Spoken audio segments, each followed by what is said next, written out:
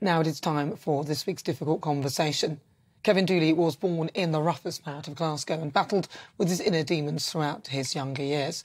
Thrown into the world of gang crime, he became a drug addict and an alcoholic at the age of 12 and subsequently homeless.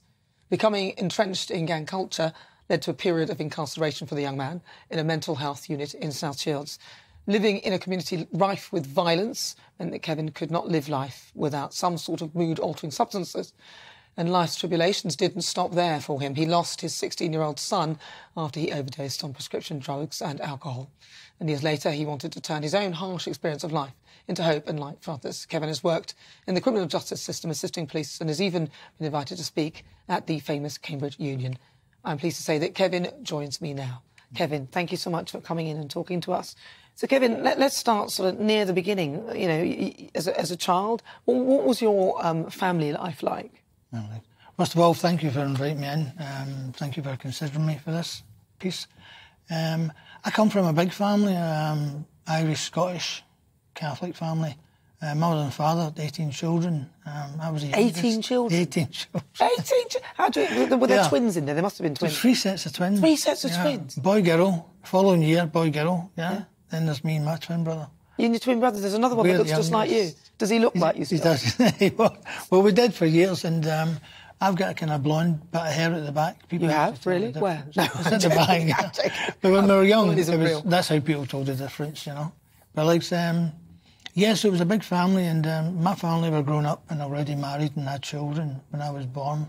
But at 6 months old, my father died, and he was a docker for years in Glasgow. How did he die? An accident, just heart attack. 54-year-old.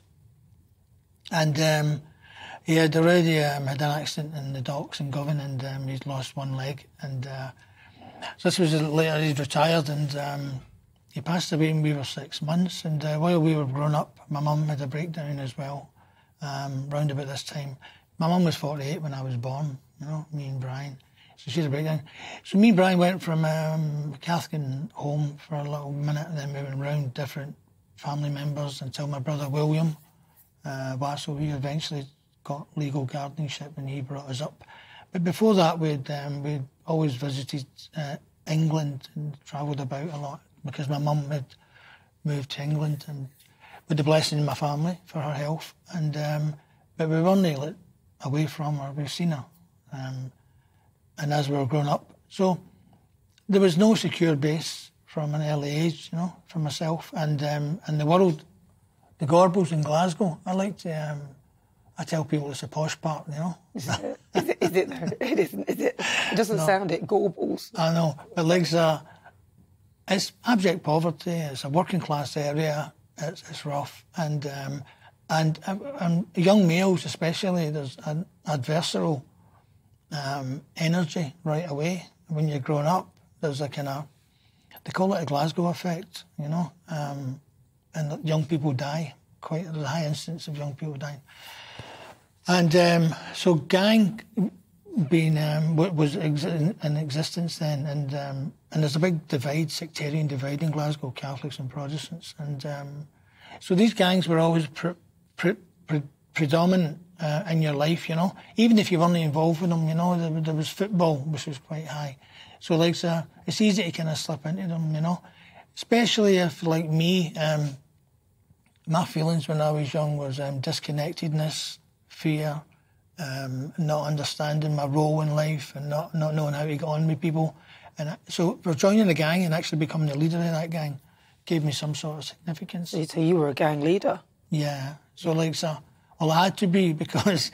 But you were only 12, right? You got in the gang. 12, 13, 14, going into teenage years, yeah.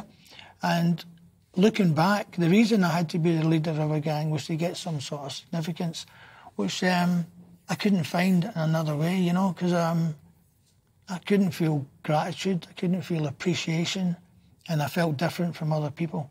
And if you talk to addicts and alcoholics, they'll probably identify with that, you know, these feelings. So when did you... so what were your addictions, or was it one addiction? Was it lots of things you addicted to? When did that? Alcohol from 12-year-old. And when I found alcohol, I found that I could cope with life. It took away it took away a state of mental and emotional distress that I had been feeling when I was growing up, and I couldn't tell no one about, because in Glasgow we don't talk about your feelings, you know, where I come from. I mean, if I had a feeling, my mother was phoning an ambulance, you know. He's having a feeling, you better get here, you know. So that's how, like, out of this world that is, you know, like, out where I'm come. So, like, so you couldn't tell to people that I'm feeling lonely and I don't understand why. That conversation wasn't happening. So you try and bottle everything down. So I'm walking about, like, holding a ball underwater. Then when I found alcohol, which eventually led to hotspots of pills, prescription pills and other substances, I don't have to engage with life, because it became engaging with people, engaging with the world, relationships.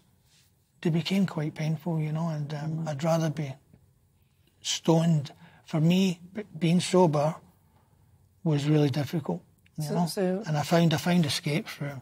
So how did you find yourself going to prison? Was that around about the time when you were young? Yeah, and what was it that you did? Yeah. What did you do to end up there? Yeah, gang crime, you know what I mean?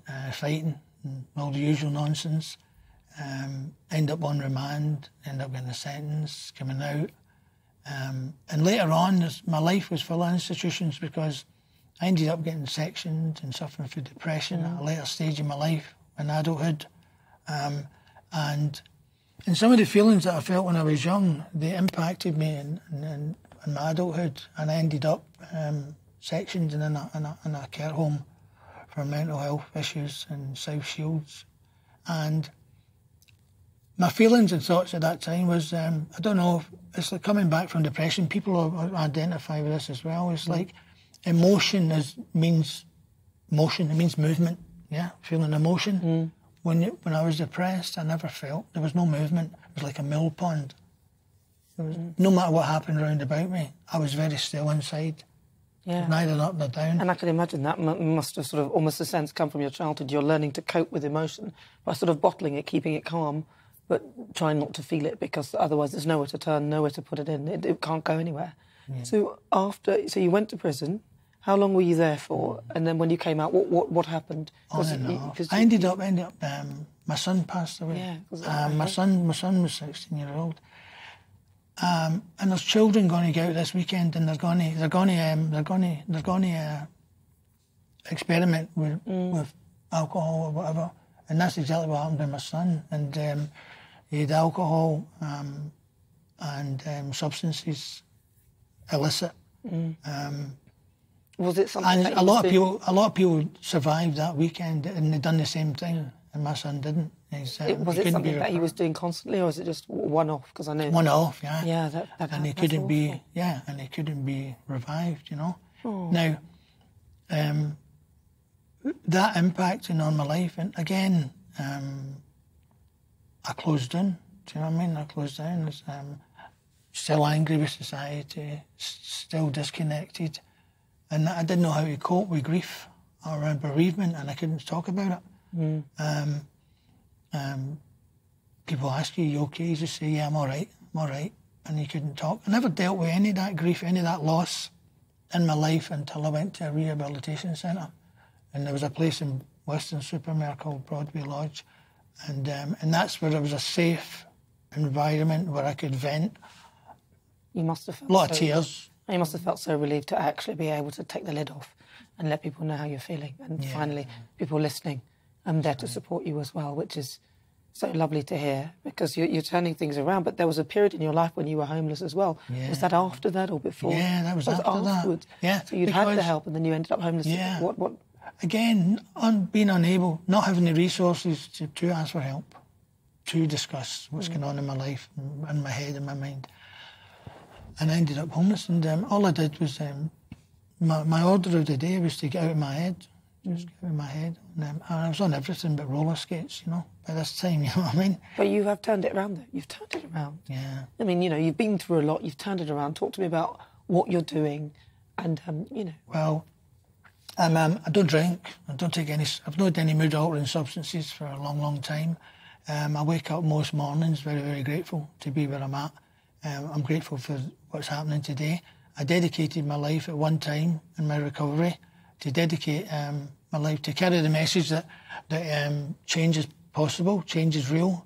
And I've done that through media, through writing articles, and finding my voice through other mediums like short stories, poetry. I've won first prize poetry. I got a Kessler Award, got a Financial Times Award, second, came third.